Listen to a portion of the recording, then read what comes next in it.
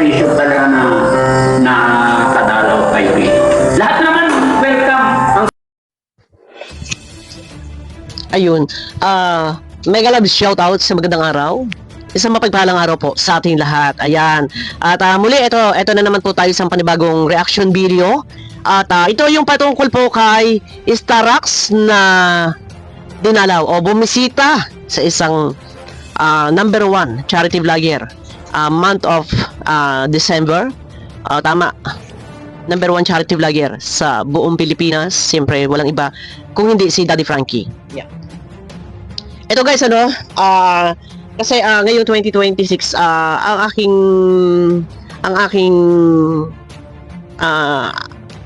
gusto maging maayos yung aking pag-reaction. And nakakapagod din po, nasabi ko na to sa vlog ko, nakakapagod din na yung sa araw-araw na tayo ay magbablog ay lagi tayong nakaka-absorb ng ka-estresan. Medyo nagkakaedad na rin po tayo. So gawin po nating maayos ang ating pag-reaction. Shout out sa iyo kay Starax. Yan. Wait, ayusin ko lang yung camera, guys. Kasi kagabi may napanood ako na nag-live si Tita Marilyn Chang at nandun si Boss Jubilito at doon ay kumbaga parang may opinion si Ma'am Marilyn Chang at si Jubilito naman ay nag-reaction siya kanina patungkol doon sa pagpunta ni Starax na ito yung reactionan niya ni Ma'am Marilyn Chang kagabi. May mga kanya-kanya silang pinaglalaban. So ito, sa aking reaction naman ay opinion ko lang, maayos ang ating pag-reaction. Dahil condolence pala kay Starax at patay nga po yung kanyang kapatid. Kaya siya umuwi, pumunta ng Pangasinan. At dahil sinamantala na niya yung pagkakataon, nandun na rin siya sa Pangasinan. Anong lugar ito? Malasiki o Kalasusi. Ano ba yun? Kalasusi ba yun? Malasiki. Ayan, sinamantala na niya yung pagkakataon na makadaupang malad ang isang charity vlogger na same din sa kanya na siya din ay merong charity works na kagaya ni Daddy Frankie itong si Starax. So, eto po. Siguro wag na po nating issuein dahil kay Daddy Frankie po ay na warm welcome naman po si Starax at wala naman po problema doon kila Daddy Frankie. At ang may sinabi nga po dito si Daddy Frankie, walang problema. Ang lahat ay welcome. Pare-pareho po na ang mga vlogger naman na ito ay isang motibo sa pagbablog ang nakatulong sa kapwa. Pero kay Starax nga pumunta doon dahil siguro baka nanonood si Starax kay Daddy Frankie. Kaya sinamantala na rin yung pagkakataon. Total, bibihira na makapunta ng Pangasinan. Kaya sinadya na niya si Daddy Frankie at tricycle na lang din naman talaga ang sasakyan papunta doon. Ito guys, ano po. Mabalaga lang kay Starax. Alam kong 2 hours pa lang ang video mo pero hindi naman ito sa ngalan ng charity works mo. Magbibigay lang ako ng aking opinion pagkatapos po nito. Ano po ito? Nakabalak ko sila. No, it's okay. Walang problema po. It's my pleasure talaga na kadalaw kayo rito. Basta matyan po ang kailangan ko kasi talagang Busy. gawa ng mga trabaho namin. Malinaw, lahat naman ay welcome pumunta. So, napakabait po ni Daddy Frankie. Sabi ni Starax ay baka nga nakakaabala na siya. Kaya sabi ni Daddy Frankie, no problem. Lahat naman ay welcome at yun na nga, ikinagagalak ni Daddy Frankie na siya ay na dalaw o napuntahan. Ano po? Pero doon, naipakilala naman ni Starax kung sino siya. Siya ay kalingap at isang K-boys. Wait lang po, balikan po natin. Ano po, ayan. It's my pleasure talaga na kadalaw kayo. Diba? Lahat naman welcome. Yes. Sinasabi ko lang lagi, basta matyan po ang kailangan ko kasi talagang gawa ng mga trabaho namin. Yeah. Yun.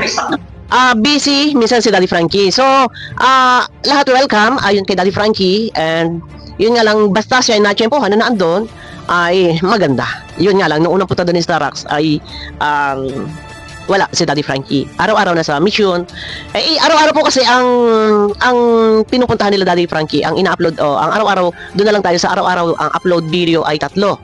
So, tatlong beneficiary ang iniikutan sa isang araw. Ay may mga bagong pumapasok na beneficiary. So, kumbaga nag-iikot pa rin, patuloy pa rin na naghahanap ng beneficiary and then binabalikan pa yung ibang beneficiary. So, araw-araw ay busy. Doon na lang po sa charity works. So, may mga patanim pa siya, may mga business pa sila, may mga inaasikaso pa rin, mga bagay-bagay dyan sa loob po ng shelter kasi may mga pinapaayos po siya dyan. So, busy, basta mataon na siya nandyan ay no problem. At ang lahat ay welcome. Ayun.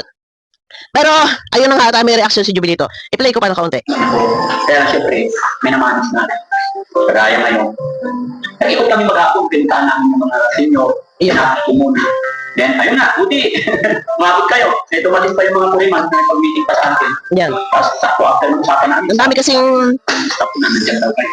buti na parte-parte ni Daddy Frankie yung kanyang oras kasi may pinapagawa pang bahay doon sa likod. So, ang daming mga tauhan doon, mga gumagawa. Eh, dito sa ngalan ng kanyang pagiging charity vlogger, marami pa rin siya na mga kasama na, syempre, yung mga nag-edit-edit, medyo hectic yung oras ni Daddy Frankie. Kaya swerte pa din na natagpuan, na nakita. I mean, nung unang punta kasi ni Starax, wala si Daddy Frankie.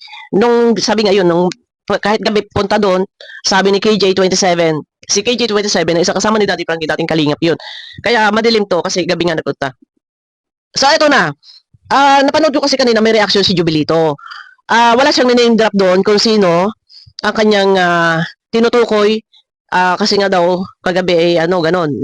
Parang may nag-reaction. Hinanap ko kung sino yung mga reactor na maaaring doon ay naitakel. So, napanood ko nga kay Ma'am Marilyn Chang, kay Tita Chang. Ayun nga. Ang aking masasabi, dito na lang muna po ako pupokus. Hindi na mo, ay sorry. Magaan ang table ko kaya umuuga. Dito na muna ako pupokus po.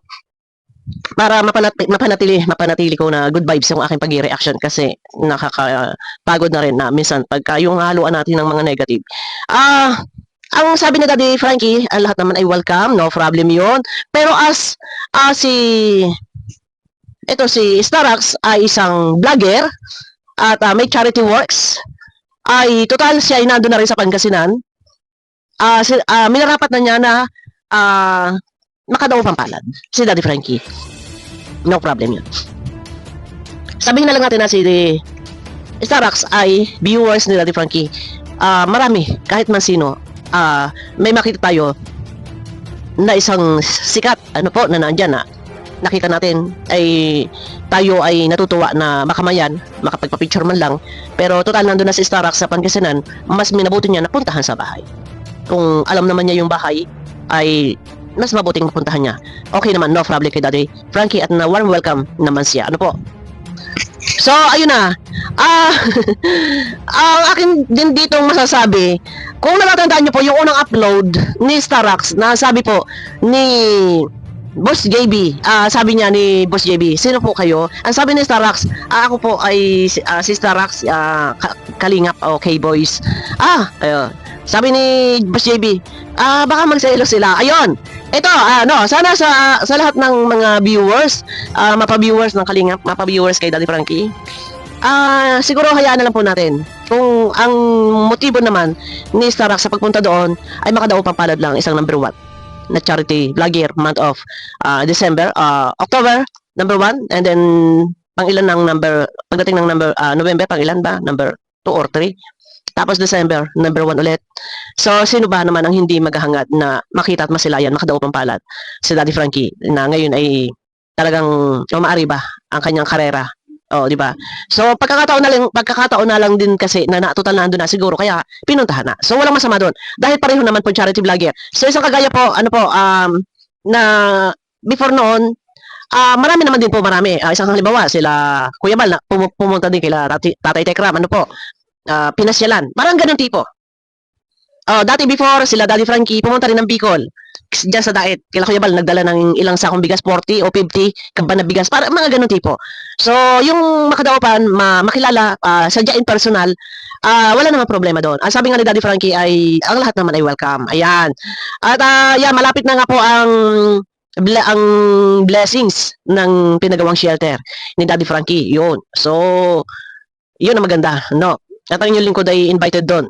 Pero, kasi nga ako po ay isang reactor na po ni Daddy Frankie. Sa akin isang account na Bonita Pilapil, yun po yung ginagamit ko doon kay Daddy Frankie So, ayan, supportahan nyo naman ako guys sa aking isang account, Bonita Pilapil, i-search nyo po. Yun lang, ano, medyo kalmahan na lang po muna natin. Dahil hanggat wala naman pong sinasabi sila Daddy Frankie na kung ano pa man at ang lahat naman ay welcome at nagpapasalamat naman at ikinagagalak naman ni Daddy Frankie na siya naman ay dinalaw, ay hayaan na lang po muna natin. Wag na po nating gawing ikang hindi naman po big deal yun. Kasi sabi nga ni Daddy Frankie, ang lahat ay welcome. Ayun. Pero sana ingat muna. Ano, ingat-ingat. Kasi nga may naririnig ako na yung pagpunta daw doon ni Starbucks ay hindi agad muna nagpaalam. Bago raw nagpaalam ay nakapag-video na. Kasi naririnig ko nga doon kay Mama Marilyn Chang, no, kay Tita Chang, na pagsakay pa lang daw ng tricycle, naka-video na. Hanggang sa tinatahak yung daan, binabaybay yung daan, papunta kila Daddy Frankie ay naka-video na. And then pagdating doon sa bahay, nakatutok na talaga agad yung camera. Hindi pa nakakarating doon sa loob. Hindi pa nakakapagpaalam, ay naka-video na.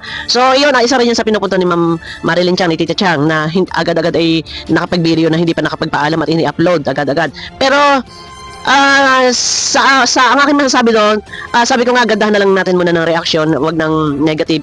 Wala naman pong problema doon dahil isang content creator. Ayun ang nasisilip ko doon, content creator. And yun nga, siguro kay Starbucks din, no problem naman para kay Daddy Frankie. Mabait naman po si Daddy Frankie. Siguro ang nakita kasi doon mula pagsakay ng tricycle, yung daan papunta doon kila Daddy Frankie kung sa liliko kung saan sisikot-sikot ay nakuna ng video hanggang pagdating ng bahay, yung kabuuang labas ng bahay ay nakuha sa video ni Starbucks. Iyon sa napansin ni Tita Chang. Pero ganun pa man, ay nandiyan na po yan. At okay naman kila Daddy Frankie, hindi naman naalmahan. Pero next time siguro, ang aking masasabi doon, kung nagbibideo, yung talagang nando na. Nakadaw pang palad na nakita na yun, yung mga ganong tipo. Pero yun nga, ang nakita ko din pagdating ni Starbucks doon ay nakapag-video na siya bago pa sila pumunta, bago pa sumakay ng tricycle at nakunan yung kabuuang harap ng bahay. Pero wala namang problema at mababait naman po sila Daddy Frankie. Ayan, suportahan po natin sila Daddy Frankie at ang kanilang layunin at ang kanilang ginagawa naman din po ay walang pinagkaiba po sa Kalingap na pare-pareho naman pong pagtulong.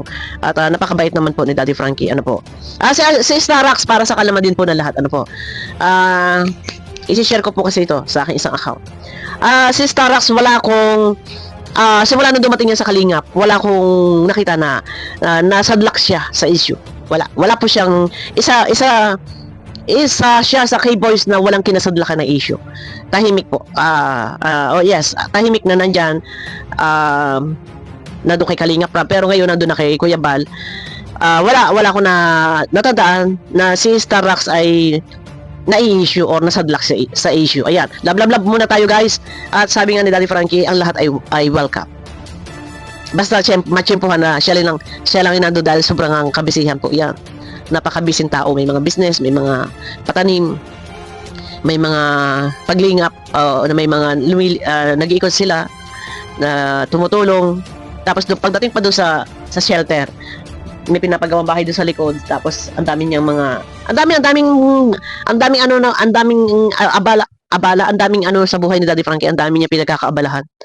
Opo, yan. Ayun na, guys, suportahan po natin ang Kalingap, suportahan natin Daddy Frankie, at siguro mas maganda piliin na lang natin na ay maging wag nang maging issue dahil okay naman kay Daddy Frankie.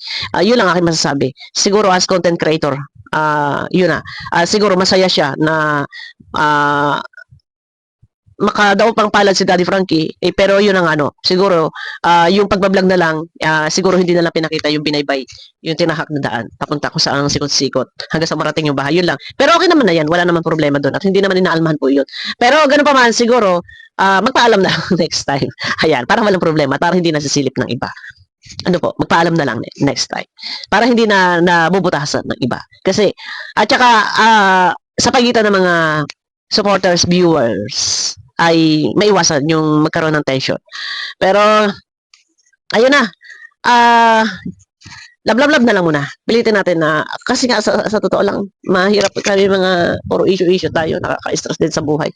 Ayun na guys, abangan nyo ako sa akin next video at pakiclick naman po ng thumbs up. Sa ganun is Wax sa panlasa po ni YouTube. Panoorin nyo yung upload ni Tita Marilyn Chang at yung upload ni Jubilito. Yun. Abangan nyo ako guys sa akin next video. Bye bye na po.